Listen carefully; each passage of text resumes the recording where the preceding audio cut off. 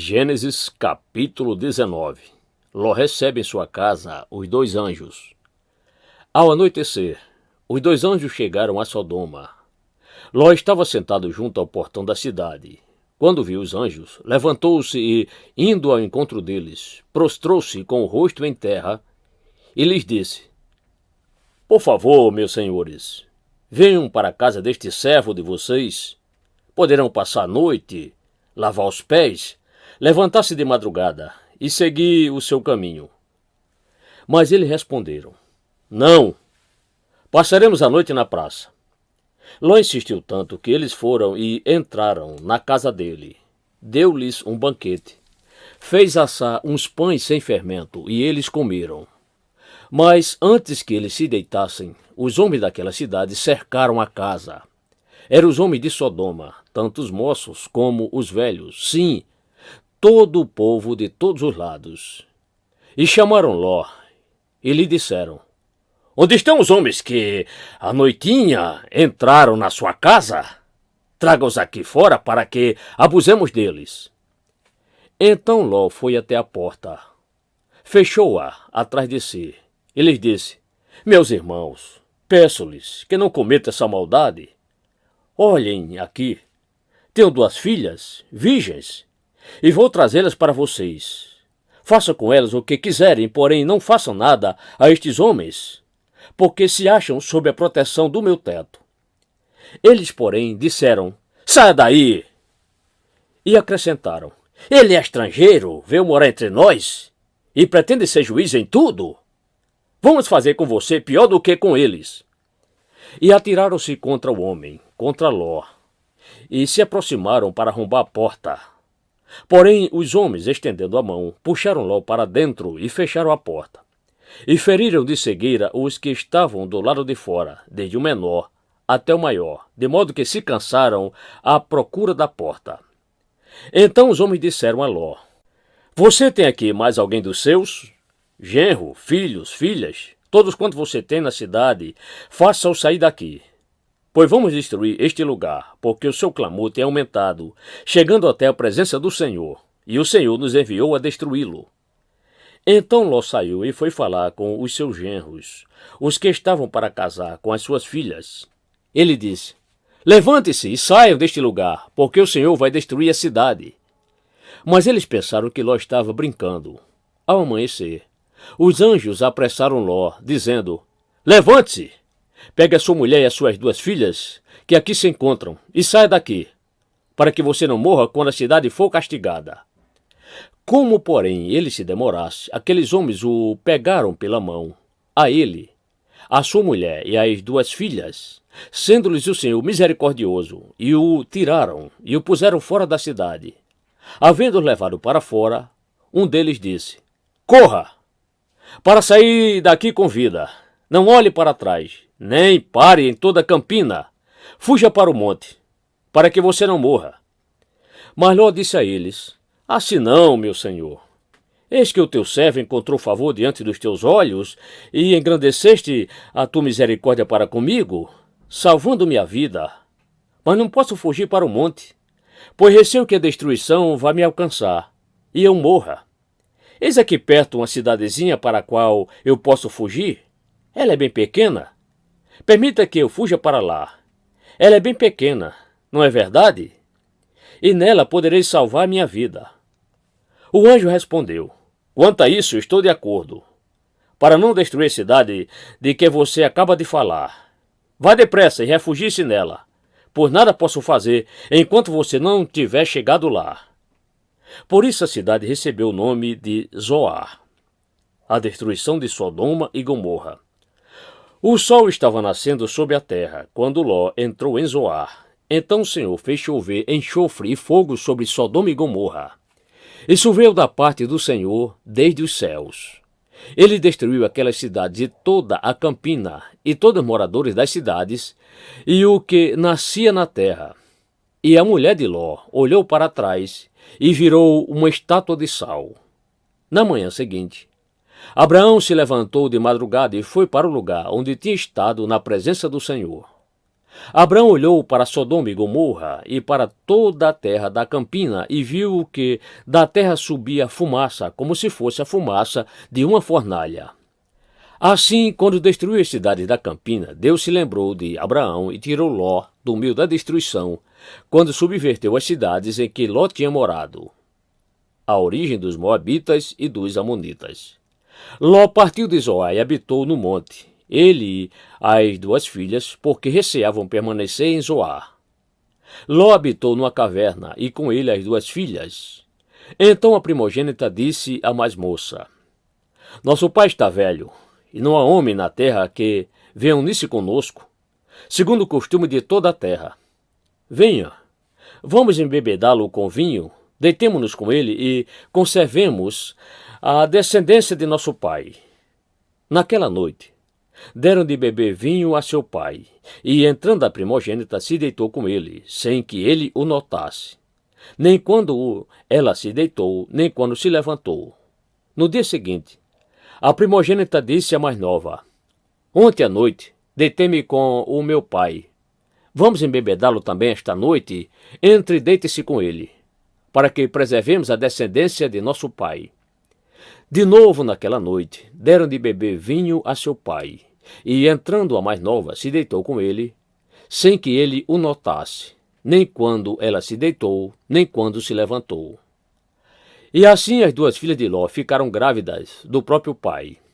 A primogênita deu à luz um filho e lhe deu o nome de Moabe. Este é o pai dos Moabitas até o dia de hoje. A mais nova também deu à luz um filho e lhe deu o nome de Ben-Ami. Este é o pai dos Amonitas até o dia de hoje.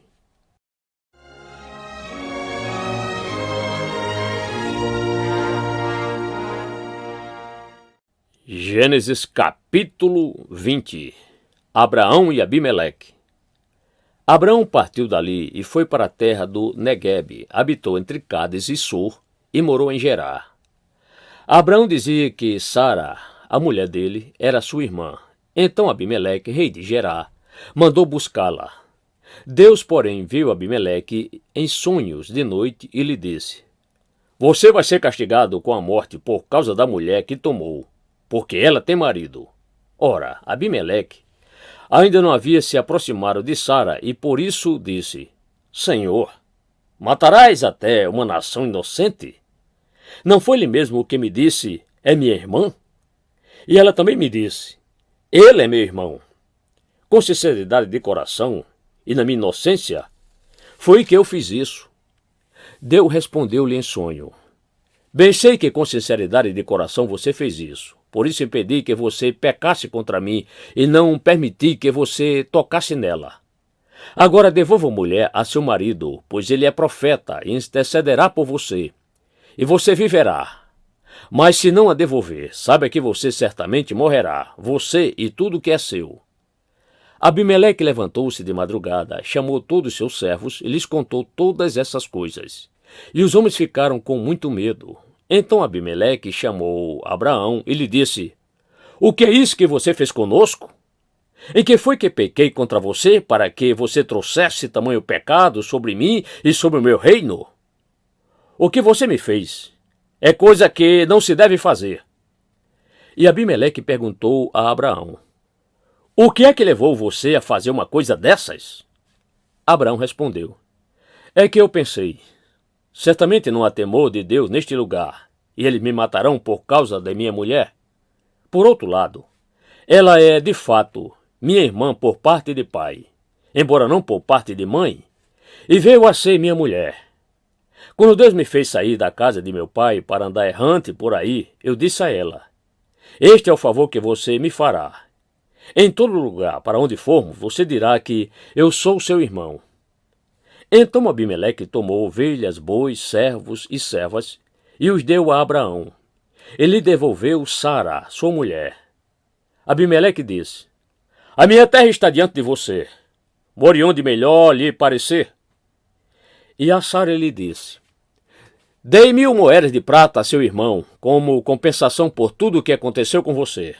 E diante de todos, você está justificada.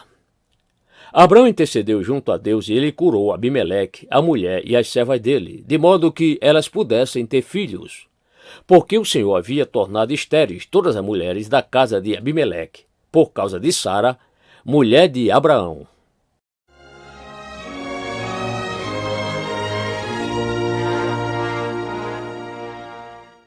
Gênesis capítulo 21. O nascimento de Isaque. O Senhor visitou Sara, como tinha dito, e cumpriu o que lhe havia prometido.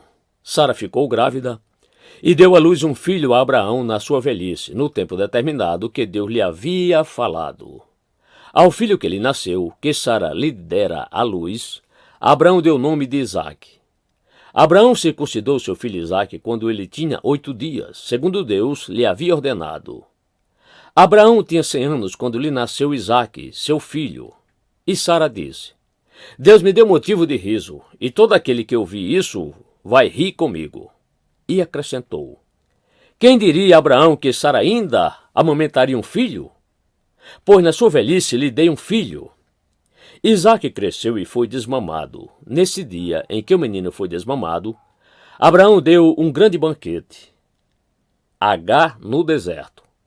Sara viu que o filho de Agar, a egípcia, teve com Abraão, estava zombando de Isaque. Então Sara disse a Abraão: Mande embora essa escrava e o filho dela, porque o filho dessa escrava não será herdeiro com meu filho Isaque. Abraão ficou muito incomodado com isso, por causa de seu filho. Mas Deus disse a Abraão: Não fique incomodado por causa do menino e por causa da escrava. Faça tudo o que Sara disser, porque por meio de Isaque será chamada a sua descendência. Mas também do filho da escrava farei uma grande nação, porque ele é seu descendente. Na manhã seguinte, Abraão levantou-se de madrugada, pegou o pão e um odre de água, pôs tudo sobre as costas de Agar, deu-lhe o menino e a despediu. Ela saiu, andando sem rumo, pelo deserto de Berseba.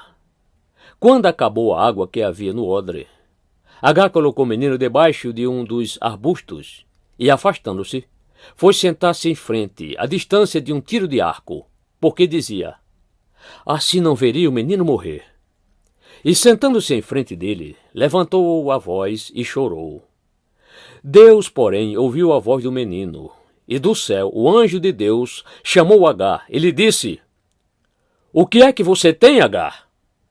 Não tenha medo, porque Deus ouviu a voz do menino, aí onde ele está.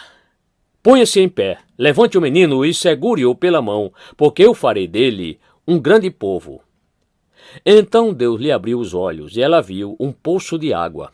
E indo até o poço, encheu o odre de água, e deu de beber ao menino. Deus estava com o menino, que cresceu, morou no deserto e se tornou flecheiro. Ele morava no deserto de Parã, e a mãe dele o casou com uma mulher da terra do Egito. Abraão faz aliança com Abimeleque. Por esse tempo, Abimeleque e Ficol, comandante do seu exército, disseram a Abraão: Deus está com você em tudo o que você faz. Portanto, aqui neste lugar, jure por Deus que você não enganará a mim, nem a meu filho, nem a meu neto, e que tratará a mim e a terra em que você tem morado com a mesma bondade com que eu tratei você. Abraão respondeu: Eu juro. Mas Abraão repreendeu Abimeleque por causa de um poço de água que os servos deste haviam tomado à força. Abimeleque disse: Não sei quem fez isso. Além do mais, você nunca me falou nada e eu não tinha ouvido nada a respeito, a não ser hoje. Então Abraão pegou ovelhas e bois e os deu a Abimeleque, e os dois fizeram uma aliança. Abraão pôs à parte 7 cordeiras do rebanho. Abimeleque perguntou a Abraão: Que significam as 7 cordeiras que você pôs à parte? Abraão respondeu: Você receberá das minhas mãos as 7 cordeiras, para que me sirvam de testemunho de que eu cavei este poço. Por isso aquele lugar foi chamado de Berseba, porque ali os dois fizeram um juramento. Assim fizeram aliança em Berseba. Depois Abimeleque e Ficol, comandante do seu exército, voltaram para a terra dos filisteus. Abraão plantou uma tamargueira em Berseba e invocou ali o nome do Senhor, o Deus eterno. E, por muito tempo, Abraão morou na terra dos filisteus.